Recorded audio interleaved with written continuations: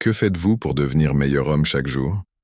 C'est une interrogation qui résonne profondément dans la quête de chaque individu pour atteindre son plein potentiel. Dans notre parcours de croissance personnelle et de développement, nous sommes constamment à la recherche de moyens d'améliorer nos actions, nos pensées et nos comportements. Et c'est là que le stoïcisme offre une perspective riche et inspirante. Le premier conseil stoïcien, celui de l'acceptation de ce qui échappe à notre contrôle, est une pierre angulaire de cette philosophie ancienne. Dans notre quotidien, nous sommes souvent confrontés à des situations qui ne dépendent pas de nous, que ce soit les actions des autres, les aléas de la vie ou même les éléments naturels, nous ne pouvons pas les changer à notre guise. Cependant, là où réside le véritable pouvoir stoïcien, c'est dans notre capacité à choisir notre réponse à ces circonstances. Accepter avec sérénité ce qui échappe à notre emprise ne signifie pas que nous nous soumettons passivement à notre destin. Au contraire, cela implique un acte de volonté consciente, une décision de ne pas laisser ces éléments externes dicter notre état intérieur. Imaginons un embouteillage soudain qui nous retarde pour une réunion importante. Au lieu de céder à la frustration ou à la colère, les stoïciens nous invitent à prendre du recul et à reconnaître que les embouteillages sont une réalité de la vie urbaine. En faisant cela, nous libérons une grande partie de l'énergie négative qui pourrait être consacrée à ruminer sur des circonstances indomptables. Cette acceptation ne signifie pas une résignation passive, mais plutôt une ouverture à une attitude proactive. Elle nous permet de concentrer notre énergie et nos ressources mentales sur ce que nous pouvons contrôler, notre propre attitude, nos actions et nos pensées. C'est là que réside notre véritable pouvoir, dans notre capacité à choisir comment nous répondons aux défis de la vie. En pratiquant cette acceptation bienveillante, nous développons une résilience intérieure qui nous rend plus forts face à l'adversité. Nous apprenons à lâcher prise sur ce qui ne dépend pas de nous et à nous concentrer sur ce qui fait réellement une différence dans nos vies. C'est ainsi que nous pouvons progresser chaque jour vers une meilleure version de nous-mêmes, libérés des chaînes de l'inquiétude et de la frustration. En somme, l'acceptation de ce qui est hors de notre contrôle n'est pas une capitulation, mais une affirmation de notre pouvoir intérieur et de notre capacité à trouver la paix et la sérénité même au milieu des tempêtes de la vie. C'est là un enseignement précieux du stoïcisme qui peut nous guider sur le chemin de la croissance personnelle et du bien-être durable. Le deuxième conseil stoïcien nous invite à embrasser la vertu et à cultiver la maîtrise de soi. Au cœur du stoïcisme se trouve la conviction que notre caractère et nos actions sont les seuls véritables biens. La vertu, avec ses nombreuses facettes telles que la sagesse, la justice, le courage et la tempérance, est le fondement sur lequel une vie épanouie est construite. Pratiquer la vertu signifie agir en accord avec nos valeurs les plus élevées, même lorsque cela est difficile. Cela implique d'agir avec gentillesse, compassion et intégrité dans toutes nos interactions, qu'elles soient grandes ou petites. Les stoïciens nous enseignent que le véritable bonheur réside non pas dans la poursuite de plaisirs éphémères, mais dans la pratique constante de la vertu et de l'excellence morale. La maîtrise de soi, quant à elle, est la capacité à réguler nos désirs, nos émotions et nos impulsions. Cela signifie ne pas être esclave de nos passions, mais plutôt leur maître. Les stoïciens nous exhortent à développer cette discipline intérieure qui nous permet de faire des choix conscients et éclairés, même lorsque cela est difficile. Imaginons une situation où nous sommes confrontés à une injustice flagrante.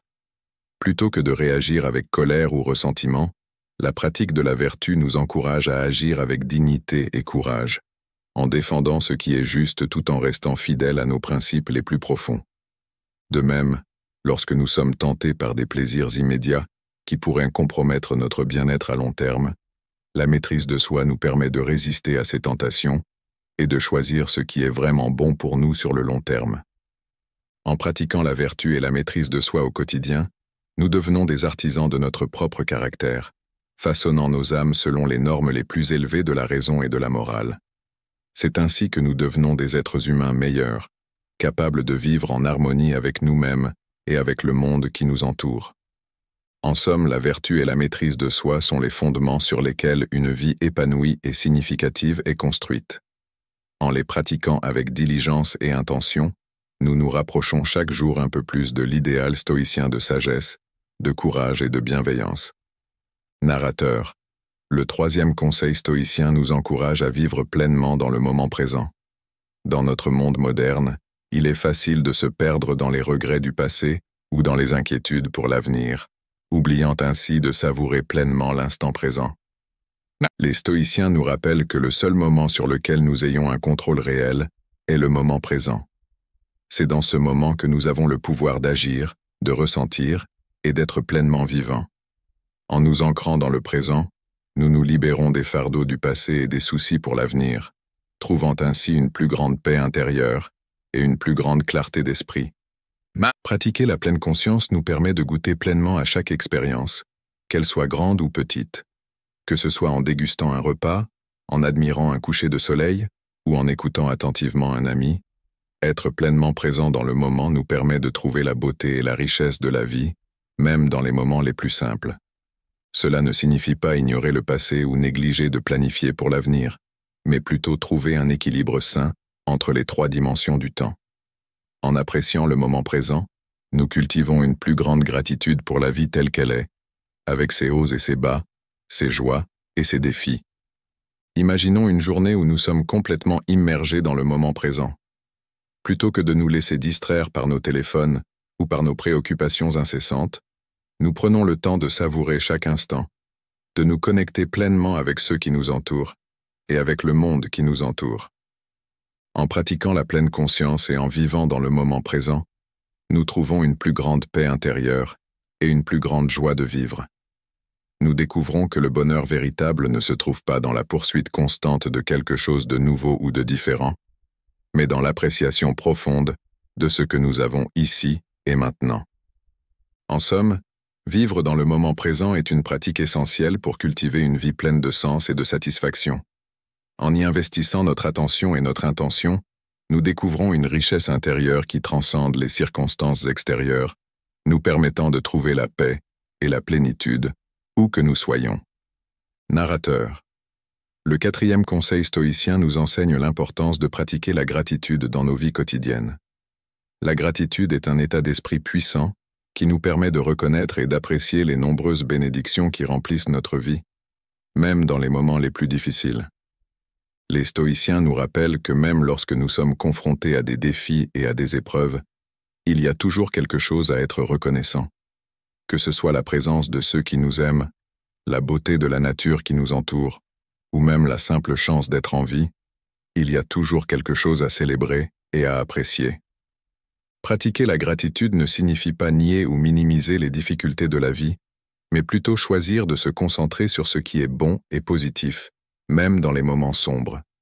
Cela ne signifie pas non plus prendre les choses pour acquises, mais plutôt reconnaître la valeur et la beauté de ce que nous avons ici et maintenant. Imaginons une journée où nous choisissons délibérément de pratiquer la gratitude à chaque instant. Plutôt que de nous laisser absorber par les préoccupations et les soucis, nous prenons le temps de reconnaître et de célébrer les nombreuses bénédictions qui remplissent notre vie, aussi petites soient-elles. En pratiquant la gratitude de manière régulière, nous cultivons une perspective plus positive et optimiste sur la vie. Nous découvrons que même dans les moments les plus difficiles, il y a toujours quelque chose à être reconnaissant. Étant nourrissant cet état d'esprit, nous trouvons une plus grande paix intérieure et une plus grande satisfaction dans nos vies. En somme, pratiquer la gratitude est une clé essentielle pour cultiver une vie pleine de sens et de joie. En prenant le temps de reconnaître et d'apprécier les nombreuses bénédictions qui remplissent notre vie, nous découvrons une richesse intérieure qui transcende les circonstances extérieures, nous permettant de trouver la paix et le bonheur véritable où que nous soyons. Narrateur. Le cinquième et dernier conseil stoïcien nous invite à faire face à l'adversité avec courage. Dans la vie, nous serons inévitablement confrontés à des défis, des épreuves et des moments difficiles. La manière dont nous répondons à ces défis peut faire toute la différence dans notre capacité à surmonter les obstacles et à grandir en tant qu'êtres humains.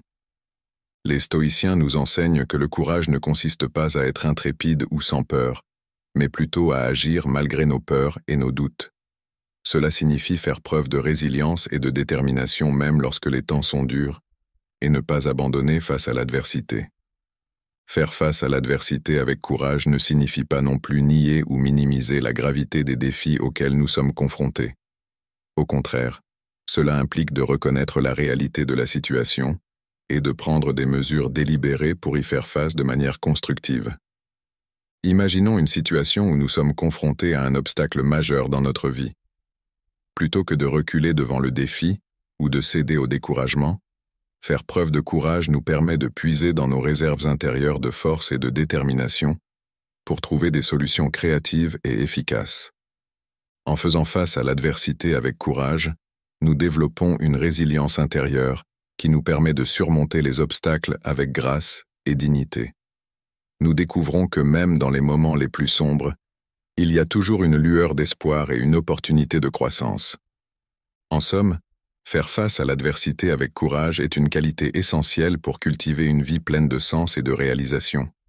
En puisant dans notre courage intérieur et en refusant de céder à la peur ou au découragement, nous sommes capables de surmonter les obstacles et de grandir en tant qu'êtres humains. Et c'est là une des plus grandes leçons du stoïcisme qui peut nous guider sur le chemin de la résilience et de la force intérieure. En suivant ces conseils stoïciens simples, vous pouvez commencer votre voyage vers une vie meilleure et plus épanouissante. Rappelez-vous, chaque jour est une opportunité de grandir et de devenir la meilleure version de vous-même. Merci de nous avoir rejoints aujourd'hui. N'oubliez pas de vous abonner pour plus de vidéos sur le stoïcisme et le développement personnel. À la prochaine fois.